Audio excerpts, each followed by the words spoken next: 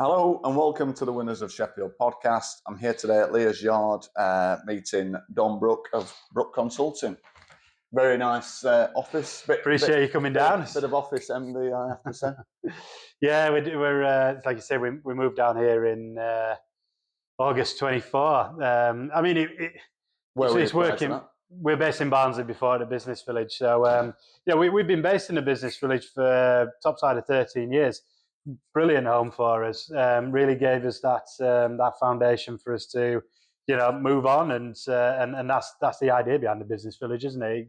Create an incubation centre for businesses to develop and ideally stay, but if they move on and go somewhere else, it's that foundation and platform for them to move on. But when we moved down here into Leah's Yard, we wanted to move down to Sheffield, mainly just for brands. We wanted to be an S1 rather than S75. Nothing wrong with S75. It's just a direction of where we wanted to go. And we looked around Sheffield for ages, trying to find the right place. And dropped on Tom and James down at Leah's Yards, showed us around, and we instantly knew this was perfect for us in terms of what we needed. Smack bang in the city centre.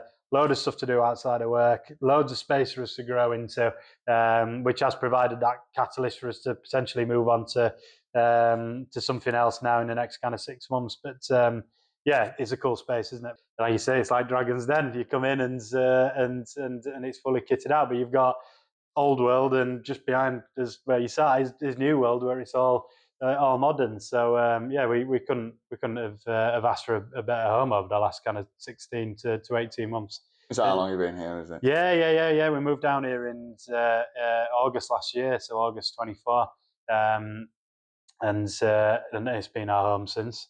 So it's once we're here, it's we enjoy bringing people in.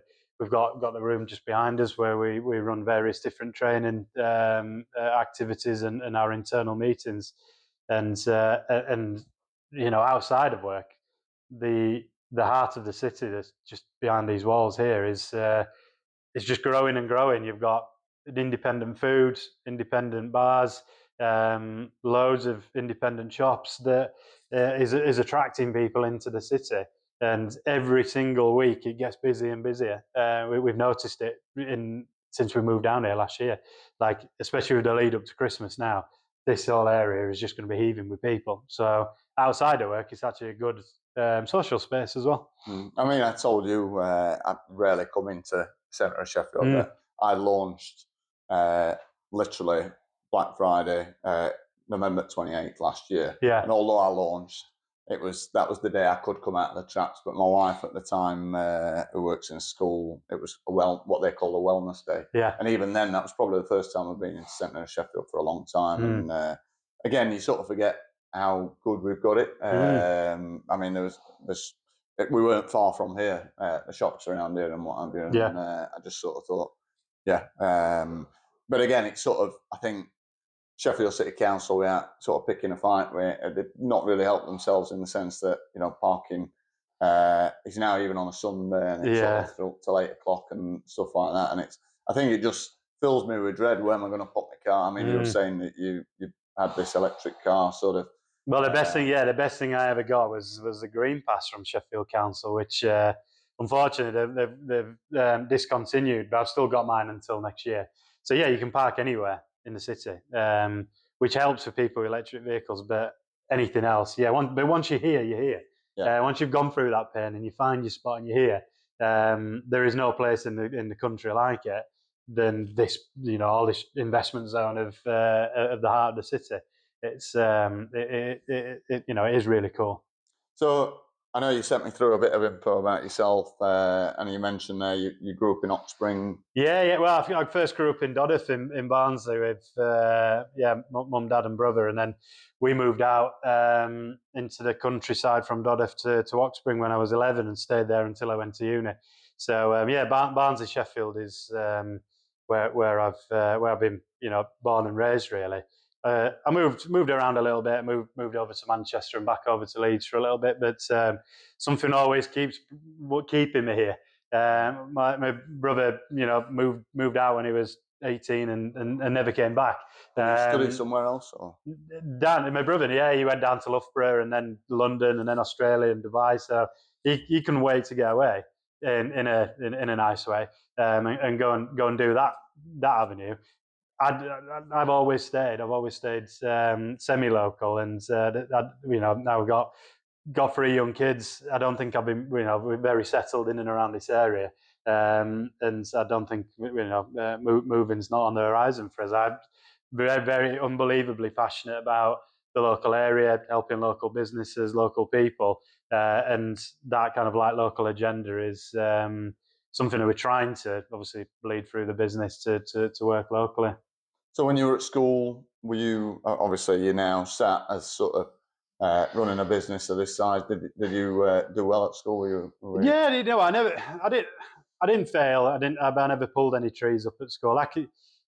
Education and applying myself in an education environment never came natural to me, really, which is weird to say that I run a 50% training business.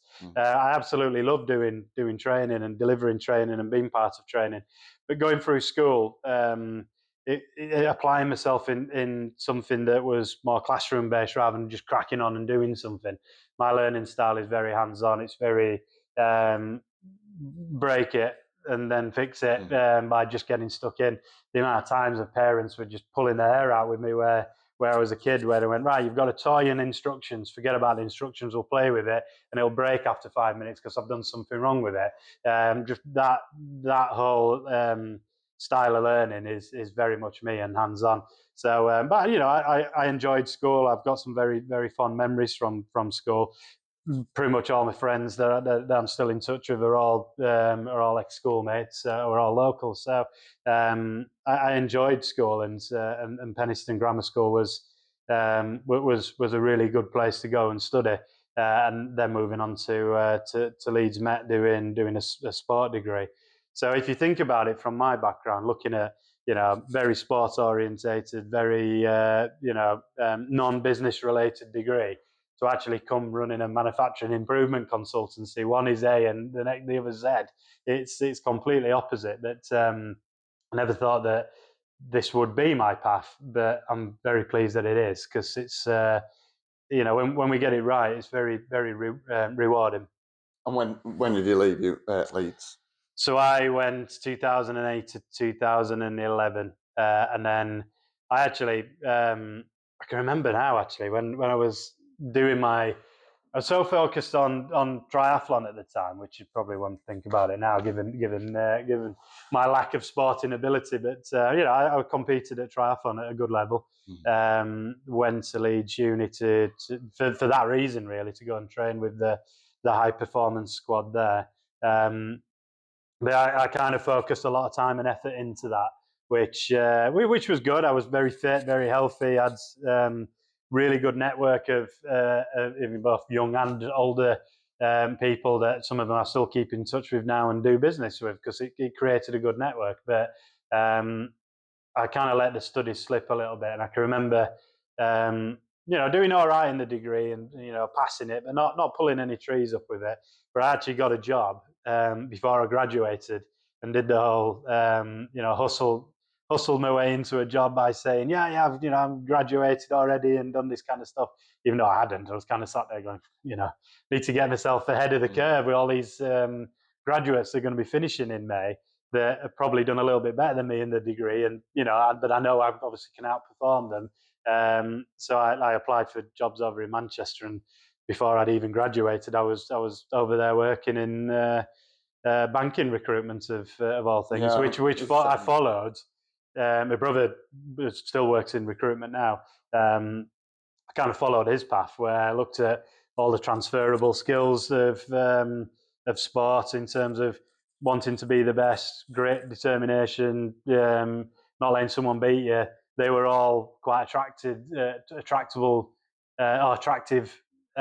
transferable skills for people who were working in recruitment to recruitment roles, looking for people for their candidates to go in. So when I put my CV out, it was like, remember going to bed at midnight, peppering CVs. By 8 o'clock in the morning, I was waking up and phone was ringing and people were after me. So lucky enough to get a really good job over there, which created the foundation for me to then go on and do everything else. And how long did you stay in recruitment for? On and off, I've probably done it for about 5 years in various different roles. So I think I was over in Manchester about a year and a half, moved back over to Leeds, went into more on the welfare to work side of things. So when I was doing the coaching when I was doing triathlon, I had my own triathlon coaching business, and a lot of it was like social, like community coaching. So I'd go over to Hull every weekend, teach it was a club for kids and adults who had learning difficulties, and they were trying to get into doing just basic activities to give them some kind of like social interaction with other people. So it was very much like jumping in the swimming pool and doing fun activities, and the running was kind of was more game related. But that was through British Triathlon at the time and funded through British Triathlon because it was all about community and getting the triathlon name out there a bit more and starting at grassroots and going up. So yeah, I kind of through the background of coaching it allowed me to then go and work for Remploy, because I also had that kind of recruitment background, but I also, Remploy was set up to help people with disabilities get back into work. So I also had that side of an experience in dealing with people with health conditions and disabilities. So both of them was quite a natural fit for me to then go into an entry-level branch role, really, as an advisor, just working with people. But because I am who I am, I didn't want to stay in that role forever, so moved into an account management, business management, and then operations role pretty much every year. But as with changing funding and governments, the funding got cut on the contract that I was working on. So then I jumped back into recruitment, working for Reeds, which was for Royal Mail, so up and down the country, working with Royal Mail senior stakeholders, looking at resource planning for the customer experience centres, which was good and rewarding as well. It was a challenge, like any stakeholder engagement role, high expectations and a load of travel, and it's recruitment at the end of the day. If you've got to get your numbers in, haven't you? Yeah. And if you don't get your numbers in, then you're a prime contractor. Your neck's on the line. So, and I'd probably still be in that role, to be fair, if my dad, who ran Brook at the time, kind of gave me the nod to say, look, we'd always planned on joining the family business. Always knew that always knew that this business had a lot of legs to go further than what, not that my dad didn't want to do that, but my dad was running it to a good level, but nearing retirement age and needed someone to come in and give it that lift up that it needed. But he fell out of the shower and on a Sunday morning and ruptured all of his quadricep muscles from his knee, which meant that he couldn't drive. So at that time, when I was working at Reed, and baby number one was on the way, and I was a couple of 2 or 3 nights a week in hotels, mixed with my dad needing someone to come in and help him. I said, I'll give you a year and get the backlog of funding and paperwork and get your cash flow running a little bit better. And 7 years later, here we are. So I kind of stuck around and bought the business off my dad 4 years ago, and then officially paid for that in September. So it is officially mine now, which is always a challenge with all the. No one would have thought the rising overheads and national insurance contributions and all that kind of stuff would have been a thing 4 years ago. So the business now is in a completely different ecosystem and landscape to what it is 4 or 5 years ago. But you keep plugging away and you keep making those strategic decisions to do the best you possibly can do for all of our customer base, whether that's our consultants, whether that's the customers that pay us for our time effectively. We want to do everything we possibly can do, and it all starts with the foundations and the infrastructure that we've got in these 4 walls. So with regards to your dad, obviously started, but what was his career then prior? So my dad was an engineer by trade. This is my dad's world. Brook are whether it's BrookTech or Brook Consult. Brook Consult specialises in kind of continuous improvement, quality, leadership development, and Industry 4, but from a project management point of view. So helping manufacturing companies implement all of those 4 things. BrookTech is, we work on, it's called Smart Industry Readiness Index and the Operational Readiness Index, the specialist frameworks that we take businesses through to help them benchmark against 16 different competencies. But it's all in manufacturing. So my dad's background was, he went to Loughborough University to do mechanical engineering, did a sandwich year at a company, I can't remember what it was, maybe David Brown Gears or something like that. And then went into industry and worked his way up to be director of engineering, and then set up a manufacturing improvement consultancy, working as a subcontractor at the time to manufacturing advisory service. So manufacturing is in his blood. It's he was born to be an engineer.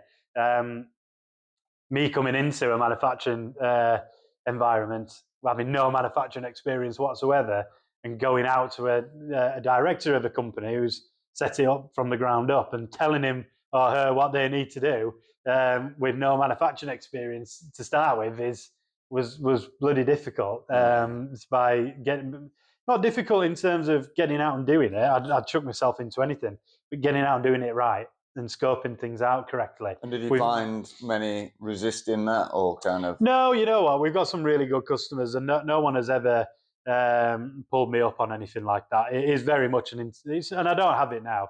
I can go into any business now and tell them what they need to do because I've surrounded myself with industry experts that if I don't have the answer, someone in the team will. And I've been out and sat on courses that we've ran with open courses and closed courses. I've been and shadowed consultants and see how they do it. I'd never want to run a project myself because it's just not my bag. I don't want to do it because I've got a team of people that can do it. But certainly going out and doing the front end piece is fine. It was, but at the beginning, luckily, we've got some really good and valued customers that allowed me to actually go out and learn on the job with them. So while they were paying us to do it, I was almost part of the delivery team through just submersing myself in. So, we had a good handover period between me and my dad. At the end of the day, it's my dad. It wasn't a hard, right, I'm finishing and retiring and you're running it. It was a phased kind of buyout. And I've learned a lot from him over the years to be able to do that. So, but it could have. There might have been customers along the way that we pitched for work for and never heard back from them, but never got the feedback from that point of view. But it's in manufacturing, the industry itself is it's. You've got to know what you're talking about, and people can see through bullshit sometimes. Hence the reason why we put a lot of emphasis on the front end piece and relationship management, because we can go out and have these kind of chats with our clients. We can sit down with them and we can talk to them for 75, 80% of the hour or two that you've got with that person, talking to them and building relationships. And then it's kind of like, oh, you've got 10 minutes left. Right, what are we doing? We need to talk about that. We need to talk about the continuity of work. So it starts with relationships, and if you have good relationships with customers and you put the infrastructure and the framework into continuously keep in touch with them, whether that be actually physically or digitally, as long as you've got a load of touch points with them, we get 60-75% of our business through repeat because we put infrastructure in place and we send experts out who know what they're talking about. And obviously, you've touched on there, you've been very open about the fact that it was your dad's business and you came in and what have you. Now, I mean, again, I hear a lot of horror stories where the sons come in and, it might not be a consultancy, it might be a manufacturing business, and it's been that family sort of, but then they've kind of made it go belly up. But obviously, and bearing in mind I didn't know the business, but it sounds like you've come in and sort of really pushed the business on. Is that? Yeah. And don't get me wrong. Like the last, we've had us ups and downs over the last 7 years. We've won contracts, we've lost contracts, we've put in for tenders, we've won them, we've lost them. We've had downfalls of work. We've had spikes of work. It hasn't all been rosy. We social media is really good at portraying an image that is like, oh, everything's absolutely fine. And while we're marketing ourselves and everything is going according to plan, along the ways sometimes you go up and you go back, and you go up and you go back. And as long as you're always striving to for excellence, and you're striving to put in metrics that is going to be engaging people and having those customers come back to us, we are taking this business forward, and we've got a number of really good opportunities literally on our doorstep at the moment, which for next year is going to hopefully revolutionize the business and take it from where we are now and put it on steroids, really, to put us into the ecosystem in the next kind of layer above in management consultancy. But I don't. Every single business out there has had their ups and downs, and it's not about, if you do have some downs, that you're a failure. It's about making sure you capture it and understand why it's potentially not gone well, or why you've not succeeded, and making sure it doesn't happen again. We're not perfect, and we know we're not perfect, but we are always striving to make sure that we are one step ahead than what we were yesterday. And if we can keep moving forward, and that will bring in more work, that will make us more profitable, that will increase our revenue, and we can take what we've got here and double it. And then once we sit on that for 3-4 years, we'll then look at it and reposition ourselves and go, where do we go next? So the brand and the infrastructure and the technology that we've got, and just the whole feel of the place is completely different to what it was 7 years ago. And that's not saying that 7 years ago it wasn't good. It was fit for purpose for the size of the business what we had 7 years ago. What we're trying to do is position ourselves to be more in that technology and Industry 4 space. And you can't go out and advise manufacturing companies on Industry 4 if you're running your own business off spreadsheets, or you haven't got digital technology in place to capture your reporting, or got visual management around the place to capture your data and your graphs and your profitability scores and things like that. It all starts with having it yourself and practicing what you preach. So, but technology's come on so much in 7 years. I remember we integrated a portal on our website about 4 years ago, which we got rid of last year because we paid thousands for this portal, and it was all to digitalize and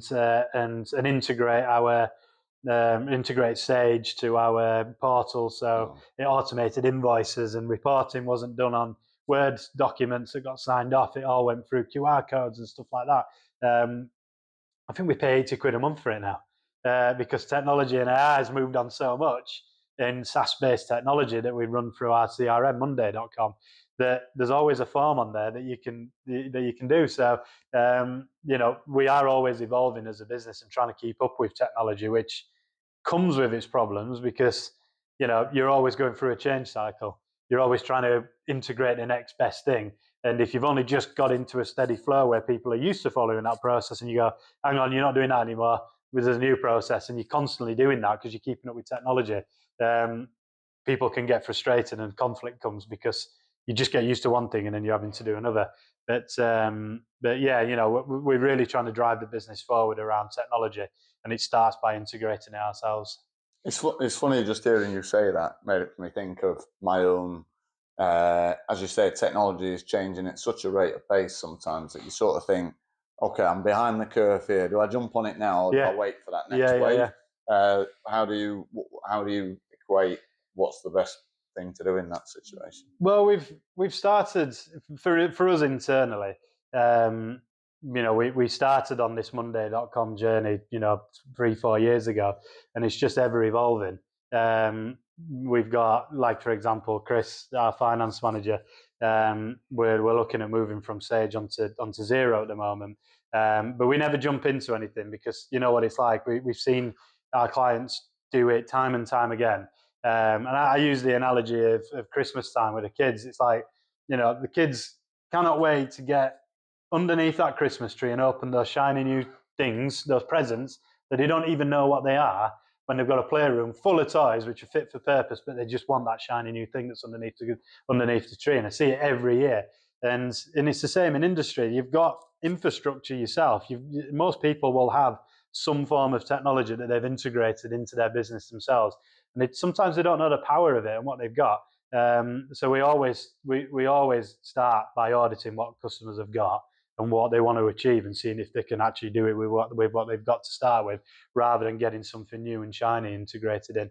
But as part of the SIRI stuff that Alex and Andrew are trained in, that's all about helping businesses benchmark themselves against Industry 4, and helping benchmark themselves against 16 different competencies ranging from people, process, and technology or organisation. And but we go down to the Smart Manufacturing Expo every year to look at what is the new technology. Because when you're going out and helping businesses put this into place, you don't want something that's going to be made redundant in 2 years' time. So we are always keeping on top of what it is that and what the best solution is, because it is always changing, and something new might come out today that just blows everything out of the water. No one knew about when ChatGPT came out. I guess no one really knew about it until it landed, and then everybody started using it for content writing and for analysis and coding and things like that. Where the average Joe wouldn't have planned to go, well, that product is going to get launched in 6 months' time. No one knows about it until it lands on your desk. So you've got to try and get ahead of the curve with this kind of stuff. You mentioned your kids there. What age are your kids? 6, 4, and 1. Well, nearly 6 in December. I saw something on social media. Should do this. I don't know whether they've written a list for Santa yet. But yeah, we posted them out this weekend. Yeah. So mine the other week were doing it, and I before they wrote anything down, I sort of like sat them both down. And I was like, "Can you both tell me 3 presents that you got last year?" Yeah. And actually, they did. But there were a lot of kids. I'd seen something online, and kids just didn't even know what they'd getting. No, exactly. And I'm the same, to be fair. If you ask me what, I'm notoriously bad to buy gifts for. If I want something, I'll just go and get it myself. So normally, and it's all a bit more frustrating when somebody gets you a gift that's sort of so close to what you would have picked yourself, but it's just something that puts you off. And buying something that they don't want as well is the same in industry. How many times do we go out to manufacturing companies and see stuff that they bought that they think they need, and it's just under a plastic sheet, or it's a system that people aren't using and there's manual workarounds for it, and they just think that they want it and they think that they need it. They don't plan for it. They pull the trigger. They get some funding chucked at them to go, well, you can have 50% against it. You go, great, let's get it while it's on the table. They go and buy it, never implement it, never work around, and never actually work on it. It's the same analogy, isn't it? Yeah, you don't know if you don't want it. It needs some time spent up front to be able to plan to make sure that is definitely the right investment. Otherwise, it's just a waste of money. Whether that's a present for you little or $100,000 new piece of kit that's going into a production line. The fundamentals are the same. So obviously, we've talked about we're in Leah's yard today, beautiful office space, but you might be on the cards that you're sort of finding a new home. What's driving that? Is that just the growth? It's just the growth that's coming through. So we've loved being based here. If there is office space here that we can take, then great. We just need a bigger training room, because we've got some exciting stuff around that's potentially coming our way around Smart Industry Readiness Index and doing some training in that. We could be having people from all over the country coming into Sheffield, whether that be on public transport or then driving themselves, to come in and go through the training with us. So we are very much a consultancy company that does a bit of training at the moment. Oh. This is going to revolutionise the business to have an equal share across both consultancy and training. So I'm a firm believer of you've got to invest in this kind of stuff, and it's all for the better good, especially when you're talking about volumes of learners coming through your centre. But we are based in Lears Yard. This is very much a studio. It's a consultancy hub where if we're not on site, some of the guys can be coming down here and getting locked into to their projects, but kind of all together rather than working at home. So we are in need of that training space, really, and wherever that takes us, whether that's more bigger offices here or somewhere else, is all up for grabs at the moment. But it's an exciting time to, like you say, put us into the next ecosystem above us within training and management consultancy, because the heart of the business of what we deal with, our customers that we deal with, are owner managed, probably family run, like we've been, or someone who's come up with an idea and it's been a really good idea and it's been saleable and they've got a load of traction with their products and a load of volume, some good sales process, and all of a sudden they've got a 2-3 million turnover company, overnight, in a blink of an eye. So which is, that's the heart of the business. That's our bread and butter. We work on a lot of funding schemes which fund our style of work or our projects in with SME manufacturing. This is going to take us into the next size of manufacturing companies, where we might be dealing with your larger corporate, potential OEM organisations like Rolls-Royce and McLaren and people like that, who could potentially be interested in coming onto the training, because that Smart Industry Readiness Index is probably for that size of company. Yeah. So if we can get this over the line, then game changing for us.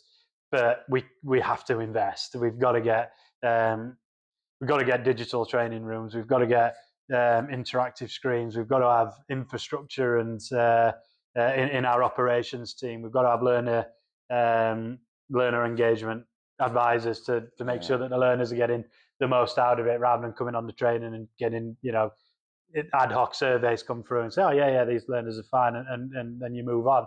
There needs to be a lot more infrastructure put in place to nurture and get value for money.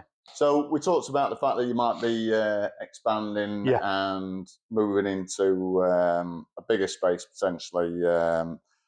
And I know that you're, like me, you're very proud to be from Sheffield. Yeah. Presumably you'll always be in Sheffield, but your client base, I mean, I'm assuming it's not all just regional anyway, but to be honest, it is mainly regional. Like we've done a lot of work over the years on Made Smarter, which is Yorkshire number.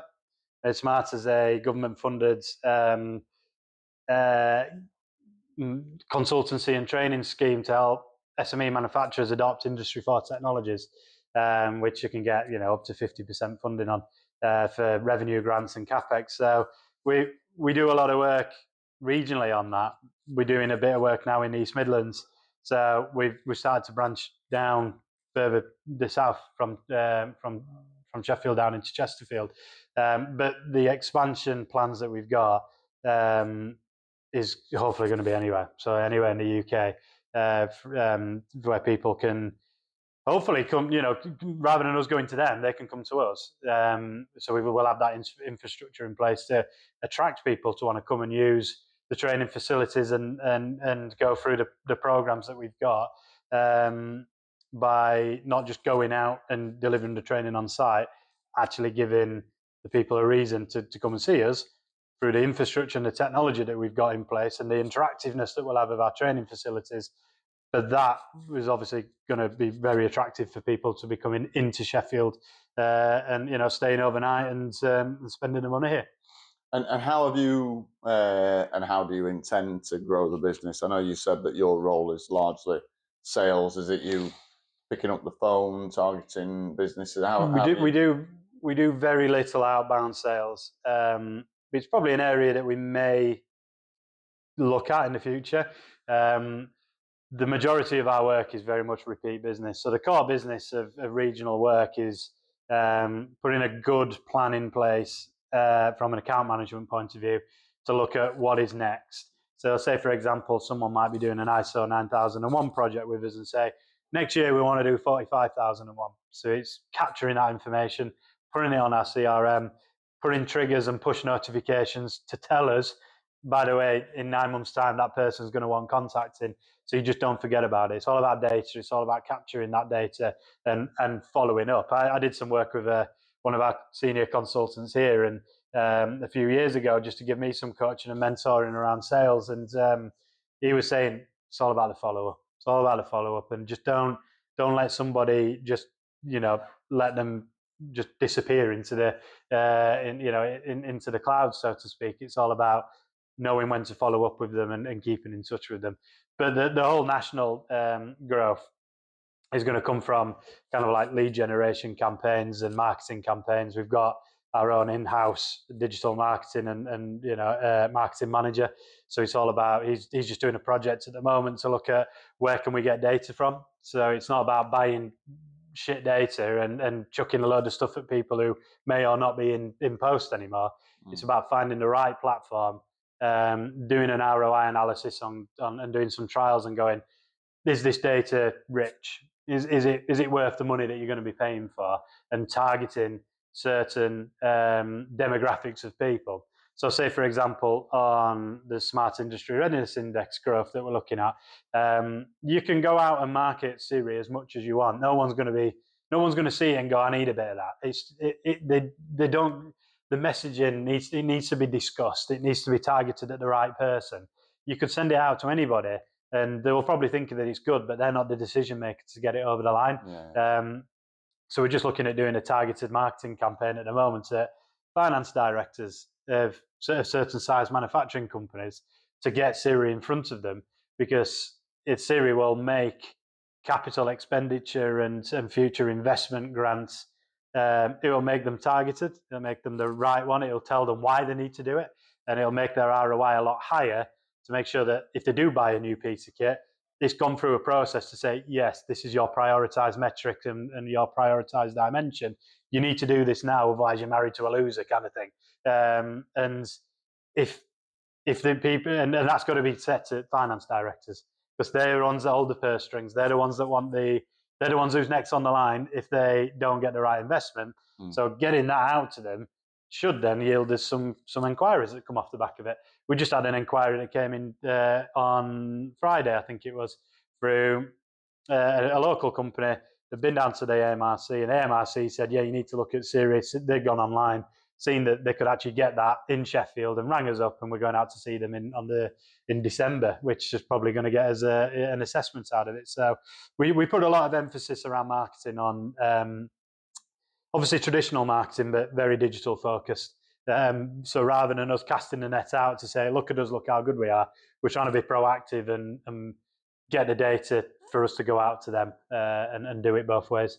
Brilliant. Well, yeah, I think, it's been really good to come out and have a chat. Maybe, keep in contact, and once you're in your new place, come and have a look at that. Yeah. You're more than welcome to come round, and, how cool would that be, like having this podcast here, and then in 6 or 12 months' time, you see the evolution, everything that we've been talking about. You go, we actually meant it, and it's all in practice. And you're more than welcome to come out and see anything, anytime. Yeah, well, obviously we've only been doing it for a year, and that's my plan, is to sort of revisit and sort of come and see people's journey, really, and share their successes. Yeah. One thing I ask everybody, which I haven't asked you as yet, didn't even preload you, so hopefully you've got someone in mind. Who do you think I should contact? Who do you know that I might not know, can convince to come on and have a chat with me? Oh God, there's so many people that you could get in contact with around here that's got a story to tell.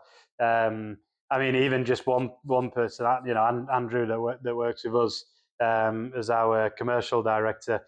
He's got a story to tell around his background from setting up his own hot sauce company, which was based down here, and now he runs it from a warehouse down in Attercliffe. So, he's got so many different hats that he wears, both with Brook and outside of Brook. He'd lap up the opportunity to speak to you. So he's just had an operation on his nose, so He's probably not camera ready at the moment. No. But Well, again, if you can get him on in a couple of weeks, he'd love the opportunity. There's no rush. We're not going anywhere. We're here all week, as they say. So I really appreciate that. And as I say, really appreciate you joining me today, and look forward to continuing our discussions in the future. Perfect. Cheers.